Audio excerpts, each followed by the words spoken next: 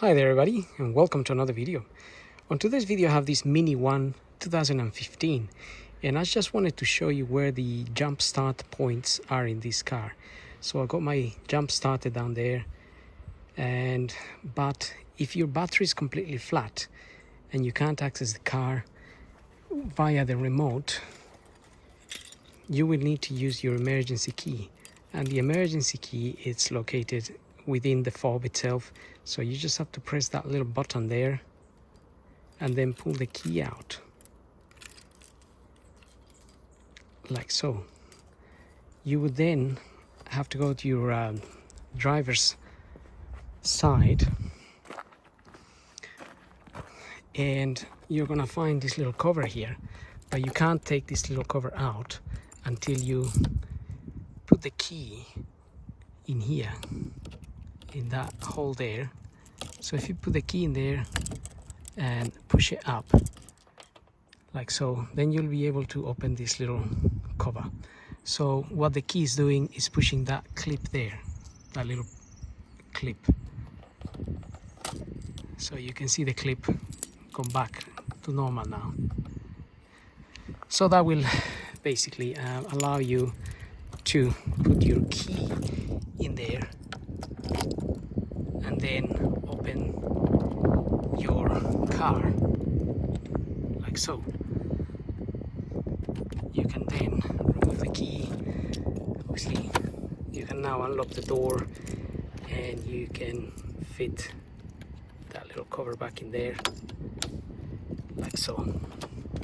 Once you've got access to your car here, you can then pull this lever here twice. Pull it twice, it says there. That will open your bonnet, for which you can then get here and just open the bonnet.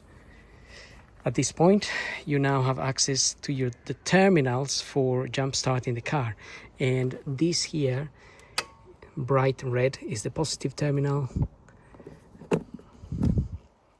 and your negative terminal is sitting right here.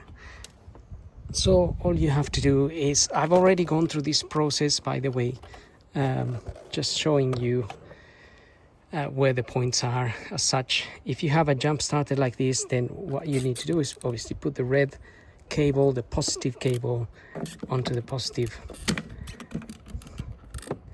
line, and then you would get your negative. I think this kind of goes without saying, but you would put it in a negative. Now this machine also measures my voltage. You can see I'm at 12.2, so I'm good to go. But obviously normally that would be maybe dead, like 5 or 4 volts or nothing. You would then switch this on to give it power. However, if you haven't got a jump starter and you're jumping off of another car, you need to locate obviously the battery or the points like this in the other car, and with some jump starting leads you would connect your cables.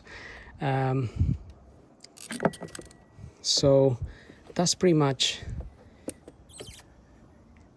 it really. That's where these points are, and that's how you can jump start the car if you are in that position.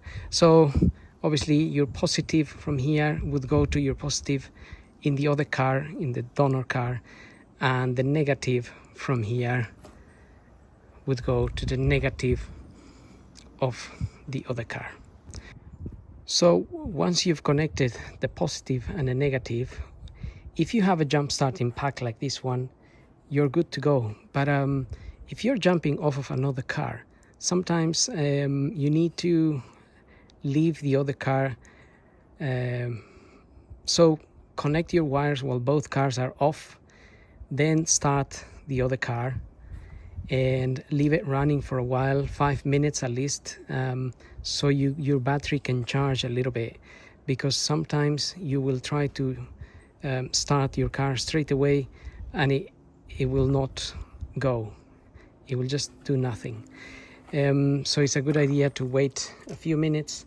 If the battery is not completely dead, if you are able to access your car with the fob, if you were able to unlock your car with the fob, that means your battery is not that dead and you might be able to just connect the cables to the other car and start it straight away. And also what's really important is the cables that you have. So a lot of petrol stations or garages, they sell jump starting cables which are very thin, and they're very thin and they don't really pass enough current.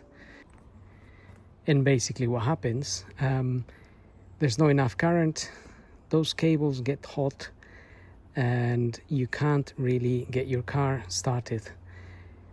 If your battery is got some voltage, they will work, but I have had a lot of issues with those very skinny wires. So these days I bought a proper set. I have actually 2 or 3 proper set of jump starting cables, thick ones, which they work very well. So that's one thing to think about. Maybe it's a good idea to have a set in the boot of your car, but then you have the proper set, because when you are having the emergency moment that you need to jump start the car, you're panicking a little bit, you go to the petrol station, you buy these 10-pound cables, and then they don't work properly. So well, just a tip there. And with that said, I hope the video helps. Don't forget to like, follow, subscribe, and we'll see you all in the next video. So thank you for watching.